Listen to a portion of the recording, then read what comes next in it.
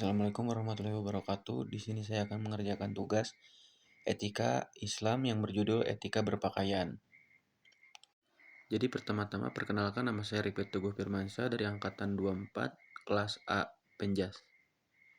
Jadi pertama-tama apa sih pakaian itu? Pakaian itu adalah barang yang dikenakan di tubuh untuk menutupi, melindungi dari cuaca, panas, dingin, hujan, ataupun angin. Menjaga kesopanan dan berfungsi sebagai identitas atau ekspresi personal yang bisa terbuat dari kain atau bahan lain seperti kulit hewan dan mencakup baju, celana, rok, serta aksesoris seperti topi, shawl, dan alas kaki. Itu termasuk pakaian. Jadi sesuatu benda yang menempel di tubuh kita itu termasuk pakaian. Jadi fungsi utama pakaian adalah satu, untuk pelindung, melindungi tubuh dari sinar matahari, dingin, hujan, angin, serangga, dan cedera saat beraktivitas. Nomor kedua ada kenyamanan, membantu mengatur suhu tubuh agar tidak dan tetap nyaman. Nah, tidak kedinginan dan tetap nyaman. Jadi fungsi pakaian ini sangat banyak sekali ya. Dan nomor tiga, kesopanan dan identitas, menutupi bagian tubuh yang dianggap pribadi atau aurat dan menjaga cara berkomunikasi tanpa kata tentang kepribadian, status sosial, atau peran.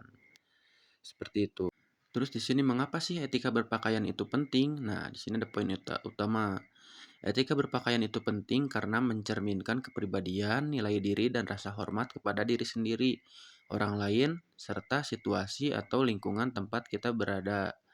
Seperti di kantor, kampus, atau acara sosial, pakaian yang pantas membangun profesionalisme, kredibilitas, dan membantu menciptakan lingkungan yang lebih positif sekaligus melindungi diri dari menunjukkan kesadaran akan norma sosial atau agama seperti menutup aurat dalam Islam. Nah, jadi ketika ada acara formal, baiknya kita menggunakan pakaian yang sopan dan menutup aurat seperti itu. Jadi di sini apa sih yang akan terjadi jika kita tidak berpakaian yang rapih, sopan, atau menggunakan pakaian yang tidak senonoh? Nah, di sini ada poin ke-1, sikap perhatian tidak diinginkan. Pakaian yang terbuka dapat provokatif, dapat meningkatkan risiko untuk menarik perhatian yang tidak diinginkan, termasuk potensi pelecehan, serangan verbal. Meskipun pakaian korban bukanlah penyebab utama dari tindakan kriminal tersebut, melainkan pikiran dari perilaku pelaku. Jadi, ketika kita berpakaian sopan, tidak mungkinlah orang itu nge-catcalling kita. Jadi, mungkin dari bahasa sekarang Gen Z itu namanya catcalling ya. Misalnya ada laki-laki yang tiba-tiba so asik ya kepada perempuan karena mungkin pakaiannya menggoda. Jadi dengan itu kita harus berpakaian rapi supaya untuk mencegah agar orang lain tidak melakukan pelecehan seperti itu. Nah, nomor 2 ada gangguan psikologis. Orang yang menjadi korban dari perhatian atau perilaku negatif akibat cara berpakaian dapat mengalami dampak emosional dan mental, termasuk rasa tidak aman atau trauma. Jadi ketika kita berpakaian yang tidak sopan atau membuka aurat kita, terkadang yang memakai bajunya juga merasa risih dan merasa tidak aman. Jadi baiknya kita menggunakan pakaian yang normal supaya tetap aman. Terus ada stigma dan penilaian negatif. Individual yang mengenakan pakaian tidak senonoh seringkali menghadapi stigma sosial dan dinilai negatif oleh masyarakat yang menganggap pakaian tersebut melanggar norma kesusilaan atau kesopanan yang berlaku. Jadi ketika kita tidak memakai pakaian yang sopan atau yang tidak senonoh, mungkin orang lain atau tetangga kita akan menganggap kalau kita tuh memiliki kepribadian yang buruk. Apalagi kan jika kita tinggal di kota terus kita memakai pakaian kota ke lingkungan kampung, mungkin orang-orang akan memikirkan kalau kita tuh bukan orang baik seperti itu. Terus di sini ada prinsip dasar etika berpakaian. Prinsip dasar etika berpakaian mencakup kesesuaian dengan acara budaya dan kondisional. Kesopanan, menutupi aurat bagian tubuh penting yang tidak membentuk lekukan tubuh.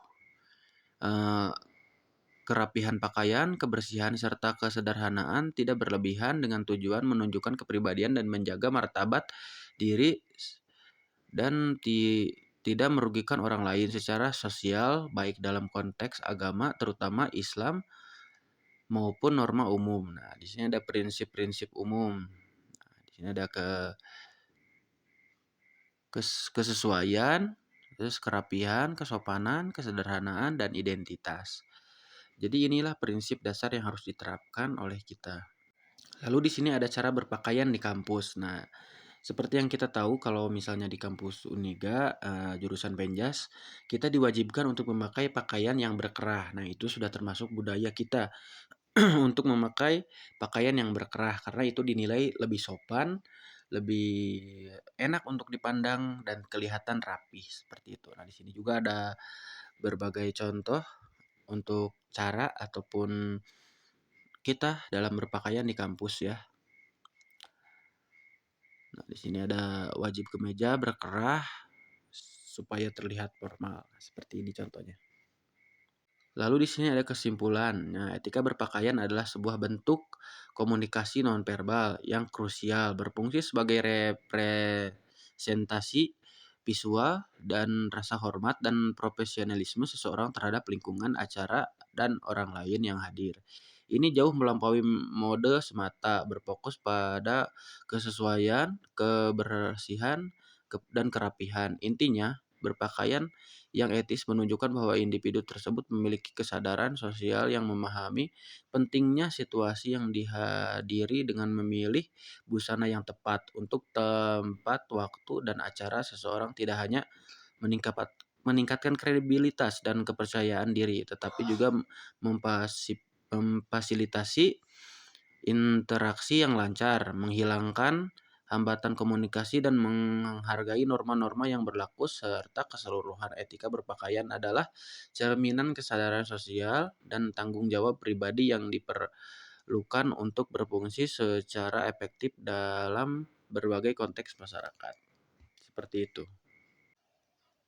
Nah, jadi etika berpakaian ini tentunya ketika kita menghadiri sesuatu atau acara, misalnya nikahan. Nah, kita baiknya menggunakan pakaian yang emang diperuntukkan untuk di acara tersebut. Misalnya menggunakan batik atau menggunakan kemeja, itu merupakan hal yang mungkin secara tidak langsung dapat menghargai seseorang yang mempunyai acara tersebut. Seperti misalnya ada acara di kampus, kita harus menggunakan pakaian yang rapi, tidak menggunakan jeans, supaya orang-orang lebih merasa dihargai. Seperti itu. Mungkin sekian saja. Oke, jadi mungkin sekian saja presentasi dari saya. Terima kasih sudah mendengarkan sampai habis dan sudah menyaksikan sampai habis. Terima kasih, maaf jika ada banyak kesalahan kata. Wassalamualaikum warahmatullahi wabarakatuh.